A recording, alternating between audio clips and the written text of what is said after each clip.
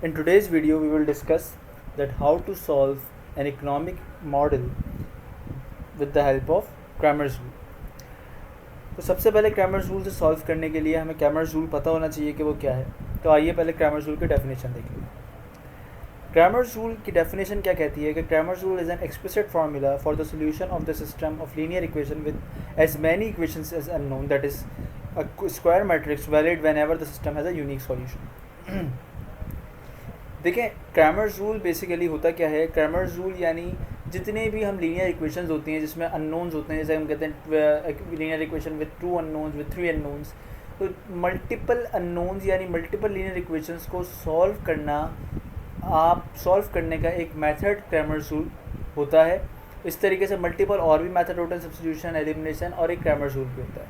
Cramer's rule basically matrices से related होता है, जैसे कि मैट्रिक्स अलजेब्रा से, जो कि एक मैट्रिक्स इन्वर्जन मेथड भी होता है, और इस तरीके से एक सिंपलेस्ट वे में देखा जाए तो क्रैमर्स रूल होता है, जो कि आप आसानी से कर सकते हैं. इसमें ज़्यादा हार्ड एंड फास्ट कोई भी चीज़ नहीं होती. सिंपल कुछ दो मतलब एक समझ लें कि एक बड़ा इजी फार्मूला होता है, एक इजी पैटर्न होता है. वो ये कि आप पहले इक्वेशन को लाइन अप करते हैं कुछ इस तरीके से कि आप उसकी इक्वेशन को मैट्रिक्स फॉर्म में ले आएँ, और फिर उस मैट्रिक्स फॉर्म का आप डिटर्मिनेंट निकालते हैं, और वो डिटर्मिनेंट आपका एक मेन बेंचमार्क डिटर्मिनेंट बन जाता है, जिसको आप हर नंबर से डिवाइड करते हैं बारी बारी. अच्छा, जो बाकी नंबर्स आते हैं यानी इक्वेशंस को फाइंड आउट करने के लिए, वो क्या होते हैं कि आप ये करते हैं कि उस मैट्रिक्स को, जो मेन मैट्रिक्स बना होता है, उसमें वो एक स्पेसिफिक कॉलम जो बाद में आया होता है उसको आप सब्स्टिट्यूट करते रहते हैं फर्स्ट, सेकंड, थर्ड रो के अंदर, और फिर आप उसको बारी बारी करते हुए आप उसको एक ऐसे पॉइंट पे ले आते हैं कि एक्स, वाई, जी तीनों चीज़ें निकल जाती हैं. तो चलें, पहले मैंने बराबर में फार्मूला तो लिखा हुआ है कि आप किसी A1 मैट्रिक्स के डिटर्मिनेंट को A डिटर्मिनेंट से डिवाइड करेंगे, तो लेट सपोज आपके कोई एक्स वैल्यू है तो एक्स आ जाएगी, और इस तरीके से फिर वाई के लिए आपको A2 मैट्रिक्स बनाना पड़ेगा, उसका डिटर्मिनेंट लेना पड़ेगा. ये मैट्रिक्स कैसे बनते हैं, ये क्या सारी साइंस होती है, हम इसको आगे पढ़ेंगे. तो इसके लिए ही मैंने एक क्वेश्चन निकाला है, और वो क्वेश्चन है ये आपके सामने. इसमें 3 इक्वेशन है, वाई, सी और टी. यानी वाई की एक इक्वेशन लिखी, एक सी की, एक टी की, और हम वाई, सी और टी ही निकालना है. अच्छा, बाकी भी आप देख रहे होंगे कोई नंबर न्यूमेरिक फॉर्म में कोई चीज़ नहीं लिखी हुई, सारा अल्फ़ाबेटिक है यानी मैथमेटिकल एक्सप्रेशंस लिखे हुए हैं. लेकिन अब निकालना क्या है, ये कैसे मालूम चलेगा. ये ऐसे मालूम चलेगा कि जब आपको इकोनॉमिक्स के मॉडल की नोहा होगी, तो आप समझ जाएंगे कि कौन सी इसमें वैल्यूज़ या कौन से ऐसे वेरिएबल्स हैं जो कि फाइंड आउट खुद से करने हैं, और कौन से ऐसे होते हैं जो इकोनॉमिक मॉडल के अंदर पहले से प्री डिफाइंड होते हैं, जिसको हम एक्सोजेनस वेरिएबल कहते हैं, जो कि आउटसाइड द मॉडल फिक्स होते हैं. तो उनकी ज़रा बात कर लेते हैं अगली वाली स्लाइड में. देखिए, यहाँ पे भी क्वेश्चन लिखा हुआ है, जो इनकम है, वाई इज़ अ इनकम. तो वाई जो है वो इनकम है, और उसको एग्रीगेट आउटपुट भी कहते हैं और एक्सपेंडिचर भी कहते हैं. एग्रीगेट वो क्यों कहते हैं, क्योंकि बेसिकली वाई हम इकोनॉमिक्स में जीडीपी को कहा जाता है, ग्रॉस डोमेस्टिक प्रोडक्ट को, और उसको निकालने के कुछ 3 तरीके होते हैं, जैसे इनकम मेथड, एक्सपेंडिचर मेथड और प्रोडक्शन मेथड. तो इस वजह से हम इसको इनकम भी कहते हैं, कभी कभी एग्रीगेट आउटपुट के टर्म में भी इस्तेमाल होता है, और वही एक्सपेंडिचर भी होता है, क्योंकि तीनों मेथड से जीडीपी की वैल्यू सेम ही आती है. अच्छा, अब जब आप उसी इक्वेशन को रीड आउट करें, y इक्वल्स टू आपकी ये वाली इक्वेशन जो है y equals to C plus I plus G, तो अब आप इसमें अगर आप गौर करें तो आपको नज़र आएगा कि ये तीनों आपके जो भी वेरिएबल्स आपके सामने इधर लिखे हुए हैं इस वक्त, उसमें से c जो है वो एक अलग शक्ल में है, और बाकी जो आई नॉट और जी नॉट है उसके साथ एक नॉट की वैल्यू लगी है. तो देखिए, c जो है वो बेसिकली कंजम्पशन है. कंजम्पशन मीन्स आप कितनी वैल्यू की कंजम्पशन करते हो अपनी उस गिवन इनकम में से. ठीक है, यानी इनकम के बाद आपकी जो टोटल कंजम्पशन है आपकी वैल्यू की, यानी अगर ब्रॉड सेंस में देखा जाए तो इकोनॉमी में कितनी कंजम्पशन होती है, कितनी वैल्यू की, वो सी कहलाता है. अच्छा, यहाँ आई नॉट भी है, यहाँ जी नॉट भी है. अच्छा, आई नॉट बेसिकली क्योंकि नॉट लगा हुआ है, तो आई नॉट, आई तो बेसिकली इन्वेस्टमेंट को डिनोट करता है, लेकिन जब आई नॉट लगा है तो हम उसको कहते हैं ऑटोनोमस इन्वेस्टमेंट, यानी उसको डिनोट करते हैं हम आई नॉट से. कोई आई बार से भी उसको करता है, यानी ये वो होती है जो कि इंडिपेंडेंट होती है किसी और वेरिएबल से. यानी ये एक फ़िक्स अमाउंट होती है, जो कि ऐसी इन्वेस्टमेंट जो कि गवर्नमेंट करती है, या कोई पब्लिक इदारे या कोई ऐसे लोग करते हैं जो कि बिना किसी प्रॉफिटेबिलिटी को देखते हुए, जहन में रखते हुए कर रहे होते हैं. और अमूमन ये काम पब्लिक ऑर्गेनाइजेशंस या इंफ्रास्ट्रक्चर वाले ही, यानी गवर्नमेंट ही हमारी कर रही होती है, क्योंकि उसको प्रॉफिटेबिलिटी से ज़्यादा आपके अंदर के डेवलपमेंट का और वेलफेयर का, इंसानों की, यहाँ के सिटीजन्स की ख्याल होता है. तो गवर्नमेंट करती है वो इन्वेस्टमेंट जिसके ऊपर उसको प्रॉफिटेबिलिटी भले ही नज़र ना आए, लेकिन वो अपने इंफ्रास्ट्रक्चर को और अपनी वेलफेयर की वजह से ह्यूमन बीइंग की, क्योंकि गवर्नमेंट का काम ही यही है, वो ये काम करती है. और अगर आप वो वाली इन्वेस्टमेंट की बात करें जो कि इनकम पे डिपेंडेंट होती है, इंटरेस्ट रेट या प्रॉफिटेबिलिटी पे होती है या लॉ एंड ऑर्डर सिचुएशन को देखते हुए होती है, तो वो कहलाती है और इंड्यूस इन्वेस्टमेंट, जो कि यहाँ हमारे इस मॉडल में नहीं है क्योंकि हमने इस मॉडल को थोड़ा स्पेसिफिक रखा हुआ है। अच्छा, जब जी नॉट की बात करते हैं तो वो भी गवर्नमेंट एक्सपेंडिचर यानी ऑटोनोमस गवर्नमेंट एक्सपेंडिचर कहलाते हैं। ये भी वही एक्सपेंडिचर्स होते हैं जो कि गवर्नमेंट ने पहले से बजटरी प्लान के अंदर अपने दिए हुए होते हैं कि कुछ भी हो ना हो ये तो वो ज़रूर करेगी। अच्छा, इसी तरीके से जब आप कंजम्पशन की अपनी इनफरादी इक्वेशन पर आते हैं तो आपको सेकंड में नज़र आती है, वो है C = A + B और Y - T। ठीक है जनाब। अच्छा, अब इसके अंदर क्या चीज़ है, ये कैसे आएगा?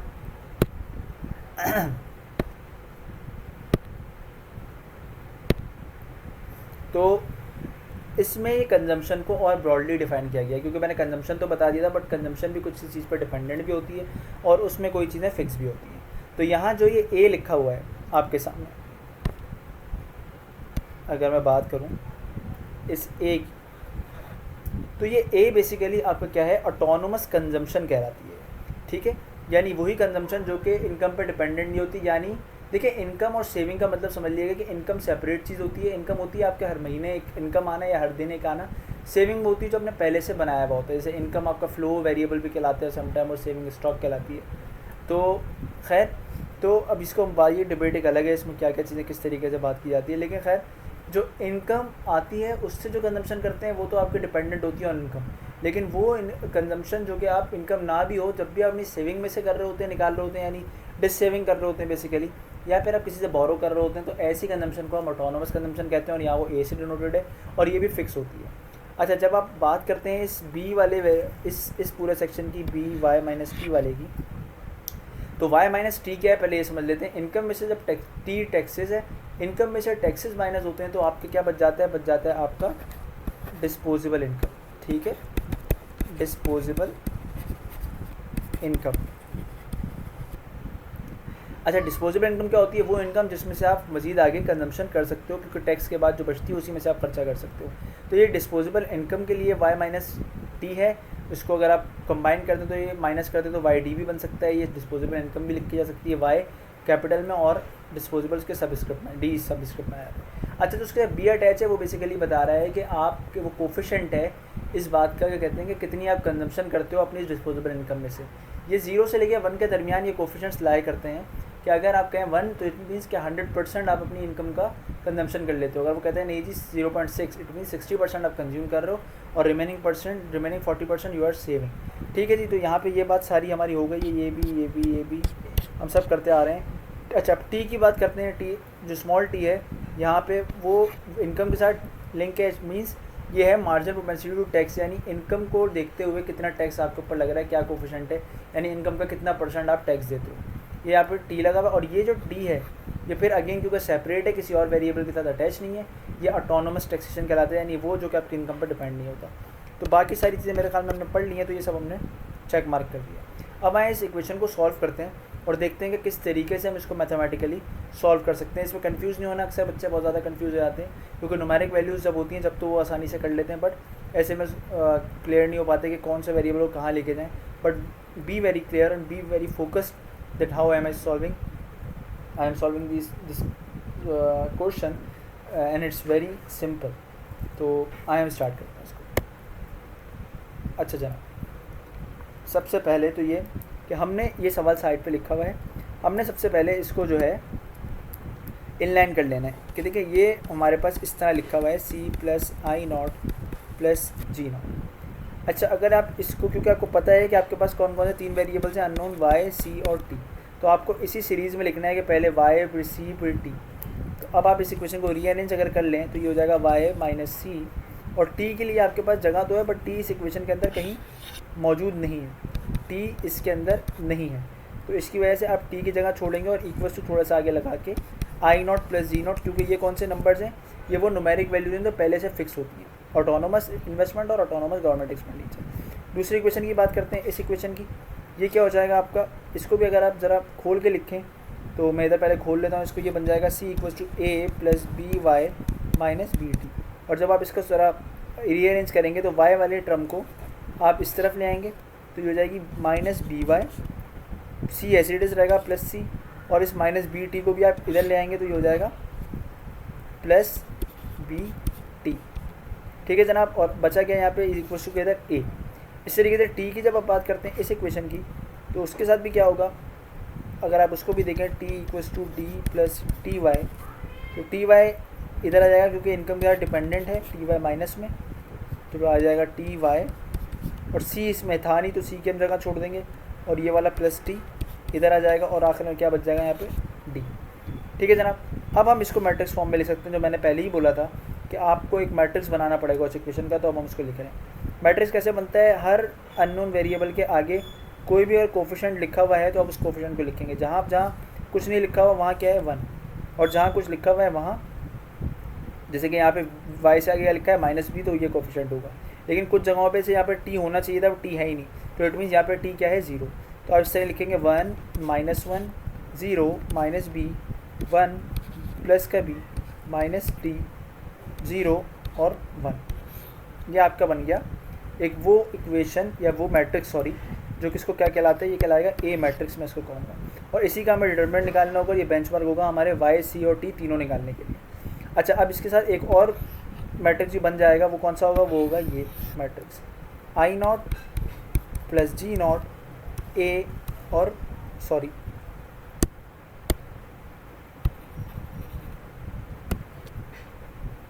D। ठीक है, और यही वो मैट्रिक्स होगा या यही वो रो होगी कि जो कि आपको स्पेसिफिक जो कॉलम होगा इसी को आप सब्स्टिट्यूट करेंगे बारी बारी, तो आप y निकाल देंगे, पहली रो में सब्स्टिट्यूट करेंगे, दूसरे में करेंगे तो c, तीसरे में करेंगे तो t। ठीक है जनाब, तो आए हम इसको नेक्स्ट वाली स्लाइड पे चलते हैं और सॉल्व करते हैं मज़े। तो सबसे पहले तो हमें क्या निकालना है, हमें निकालना है ए डिटरमिनेंट। अच्छा, ए डिटरमिनेंट निकालने के लिए सबसे पहले हमारे पास जो पीछे मौजूद था वो मैं वापस से लिख लेता हूँ। वो क्या था, वो था ये 1 1 -1 0 -b, और आई थिंक क्या था 1 था, जी बिल्कुल 1 1 b माइनस t 0 और 1 आ जाएगा यहाँ पे, 1। अब इसका आप डिटरमिनेंट निकालें। इसका डिटरमिनेंट बड़ा आसान है, आपको पता ही होना चाहिए, पहले भी के डिटरमिनेंट कैसे निकालते हैं मैंने पिछली वीडियोस में समझाया है अभी। तो आप क्या करेंगे, सबसे पहले आप, अच्छा एक अरेंजमेंट मैं आपको बता दूं कि साइंस की अरेंजमेंट ये होती है plus minus plus minus plus minus और plus minus plus. Square matrix आपने देखा होगा, डेफिनेशन में लिखा भी था यहाँ पे, ये लिखा हुआ कि आपका ये क्या है, ये स्क्वायर मैट्रिक्स होना चाहिए। स्क्वायर मैट्रिक्स का मतलब होता है कि रोज़ और कॉलम बराबर ही होते हैं। तो यहाँ पे भी आप देखें तो रोज़ कितनी है 1 2 3 और कॉलम्स कितने हैं 1 2 3, तो ये 3/3 का आपको मैट्रिक्स नज़र भी आ रहा है, इट मीन्स ये स्क्वायर मैट्रिक्स है। और ऐसे ही मैट्रिक्स को आप क्रैमर्स रूल से सॉल्व कर सकते हैं। तो सबसे पहले डिटरमिनेंट निकालने के लिए इन साइंस को याद रखिएगा कि हर वेरिएबल को नंबर को लगाने से पहले इस साइन को देख लिएगा ज़रूर। तो पहले वाला हम ये ले रहे हैं, तो इसका क्या है प्लस, तो प्लस लिखें ना लिखें बात एक ही होती है, आपने 1 लिखा। अच्छा, इसके बाद इसकी स्पेसिफिक रो और इसका कॉलम को हाइड करके ये चारों पॉइंट्स आप इधर लिख लेंगे मल्टीप्लाई में। कैसे कि ये 1 मल्टीप्लाई हो जाएगा इससे, और ये b मल्टीप्लाई हो जाएगा इससे, और आपस में बीच में क्या आ जाएगा माइनस का साइन। यानी हम हमेशा डिटरमिनेंट को कहते हैं कि वो होता है AD माइनस BC। ठीक है, तो इसी तरीके लिखते हैं यहाँ पे, ये AD बन गया और ये BC माइनस B। तो ये 1 मल्टीप्लाई बाय 1 माइनस, इसको मैं ब्रैकेट बड़ा कर लेता हूँ, माइनस b मल्टीप्लाई बाय 0। ये एक बात हो गई। अब इसके बराबर वाले वेरिएबल पे आए थे वो है -1, लेकिन अरेंजमेंट क्या है, माइनस का साइन भी है, तो -1, और फिर मैंने इसको खोला और फिर इसके रो और इसके कॉलम को हाइड करा, तो बच गया -b × 1 minus b multiply by -t। अच्छा, इसके बाद क्या है, आगे है 0 प्लस, क्योंकि साइन का था, और 0। अब 0 के आगे आप इसकी रो और कॉलम को हाइड करके ये लिखें या ना लिखें बात एक ही, एट दी एंड आपका आंसर 0 ही आना है। क्योंकि जब आप इस पूरे आंसर को मल्टीप्लाई करेंगे 0 से, जैसे कि यहाँ हम इस पूरे को मल्टीप्लाई करेंगे -1 से, तो यहाँ 0 से करेंगे तो 0 ही आएगा। तो हम नहीं लिखते, और अमूमन ट्रिक भी यही होती है कि जब भी आप कोई स्पेसिफिक रो या कॉलम उठा रहे हो, तो अगर आपको जल्दी सॉल्व करना है तो आप ये देखेंगे वहाँ पे 0 कितने ज़्यादा हैं, ताकि फिर आपको ज़्यादा वेरिएबल्स को सॉल्व ना करना पड़े, ज़्यादा नंबर्स को सॉल्व ना करना पड़े। तो अब यहाँ जल्दी से क्विकली कर लेते हैं। तो ये बन जाएगा 1 -0 +1 -b और प्लस का B T, plus minus plus का बी टी बन गया। बिल्कुल। तो अब ये क्या बन जाएगा, अगर आप इसको खोलेंगे तो ये बन जाएगा 1 minus B plus B T, ये आपका आ गया ए डिटर्मिनेंट। ठीक है जनाब। अच्छा, अब हम इससे आगे बढ़ते हैं। अब ए डिटर्मिनेंट तो वापस आ गया, अब हमें निकालना था क्या चीज़, A1 का डिटर्मिनेंट। तो A1 के लिए आपके पास पहले A1 मैट्रिक्स होना चाहिए। वो क्या होगा, क्योंकि आपको A1 मैट्रिक्स क्या है, वो कहता है कि आप अगर आपको Y निकालना है तो A1 मैट्रिक्स को डिवाइड करेंगे, डिटर्मिनेंट ऑफ A1 मैट्रिक्स को डिवाइड करेंगे डिटर्मिनेंट ऑफ A मैट्रिक्स से। तो डिटर्मिनेंट ऑफ A1 मैट्रिक्स के लिए मैट्रिक्स क्या होगा, वो होगा ये कि आप यहाँ पे इस इक्वेशन को, ये पूरी इक्वेशन है आपकी मैट्रिक्स को, सॉरी, इसमें इस पहली वाले इसको इस वाले कॉलम में सब्स्टिट्यूट कर देंगे। तो पहले यहाँ सब्स्टिट्यूट कर देते हैं इसको, तो वो बन जाएगा आपका क्या, आई नॉट प्लस जी नॉट, और ये बन जाएगा आपका ए, और ये बन जाएगा डी। ये आपका पहला बन गया। अच्छा, अब बाकी वही रहेगा 1, ये -1 1, तो ये बन जाएगा -1 1 0 0 बी, और यहाँ पर क्या आ जाएगा, ये आ जाएगा 1। ठीक है जनाब, ये आ गया, मैंने लिख भी दिया। अब इसको भी आप सॉल्व कर सकते हैं सिंपली वैसे ही जैसे आपने डिटर्मिनेंट निकाला था, तो इसका भी डिटर्मिनेंट जब आप निकालेंगे, ये A1 मैट्रिक्स आ गया, सॉरी मैंने इसको एक डिटर्मिनेंट लिख दिया, डिटर्मिनेंट नहीं है, ये भी आपका मैट्रिक्स आया है, क्या चीज़ A1। इसका डिटर्मिनेंट निकालेंगे, कैसे निकालेंगे इसका डिटर्मिनेंट, वही आप आई नॉट वाले को ले लें, इस पॉइंट को, पहले वाले को, वो क्या होगा, I not plus G not, bracket में अब आप इसकी रोज और कॉलम को हाइड करके आ जाएगा 1 multiply by 1 minus B multiply by 0। ठीक है, और इसके बाद माइनस के साथ माइनस का, ये माइनस का साइन वो वाला है अरेंजमेंट वाला, और ये -1 यहाँ से आ गया। इसका आप जब करेंगे तो आ जाएगा a इंटू 1 और माइनस b इंटू डी। ठीक है, और फिर वही 0 के लिए अगर आपको करना ही नहीं है तो आप उसको +0 करके साइड साइड कर दें। ठीक है, तो अब आप इसको जब आप खोलेंगे तो ये आ जाएगा आई नॉट प्लस जी नॉट, और ये तो बन जाएगा 1 और -0 और माइनस माइनस +1, और a बन जाए a और माइनस बी डी, ये आ गया आपका +0 आ गया, ऐसे डिज रहेगा। अच्छा, अब इसको खोलने तो क्या हो जाएगा, आई नॉट प्लस जी नॉट, और ये तो 0 के साथ होगा तो वो कुछ भी नहीं रहेगा, ये आ जाएगा +a और ये आ जाएगा माइनस बी डी। ठीक है जनाब, तो ये आपका जो है क्या निकल गया, ये आपका निकल गया है A इनवर्स, A1 का डिटर्मिनेंट। अब आप A1 के डिटर्मिनेंट के लिए क्या करेंगे, आपको अगर आप जब y निकालना है तो आपको वो कहते हैं कि जी y की वैल्यू बताओ। तो y की वैल्यू क्या थी, A1 का डिटर्मिनेंट, A1 मैट्रिक्स का determinant divide by A matrix का डिटर्मिनेंट। तो क्या था ये A1 का डिटर्मिनेंट, आपने पीछे निकाला। अब यहाँ आप इसको लिख देंगे, वो क्या था कि G a minus B D plus I not plus G not divided by A का डिटर्मिनेंट क्या था, 1 minus B plus B T. तो जनाब ये आपका आ गया y की वैल्यू। जब आपके पास ये सारी चीज़ें आपके पास मौजूद होंगी, क्योंकि सारे वो कोफिशिएंट से देखें जो आपको पहले से मिल जाएंगे, क्योंकि ये क्या है जी, ये आप कहलाएगा आपका क्या, ऑटोनोमस कंजम्पशन, ये कहलाएगा आपका मार्जिनल प्रोपेंसिटी टू कंज्यूम, ये ऑटोनोमस टैक्सेशन, ये ऑटोनोमस इन्वेस्टमेंट, ये ऑटोनोमस गवर्नमेंट एक्सपेंडिचर, ये फिर मार्जिनल प्रोपेंसिटी टू कंज्यूम, ये marginal propensity consume multiply by marginal propensity to tax. जब आप इसको सबको वैल्यूज़ को लिख लेंगे तो एग्जैक्टली डायरेक्ट आपके पास ये y आ जाएगा। ठीक है, इसी तरीके से आप C भी निकाल सकते हैं और आप D भी निकाल सकते हैं। अच्छा, C और D मैंने पहले से यहाँ पे निकाल के रखा हुआ है, तो मैं आपको यहाँ लिख के दे रहा हूँ, तो ताकि आप बाद में अपना आंसर वेरीफाई भी कर सकें। तो मैं यहाँ पे आपको लिख रहा हूँ कि ये C और D आपका, इसका आंसर क्या बनेगा।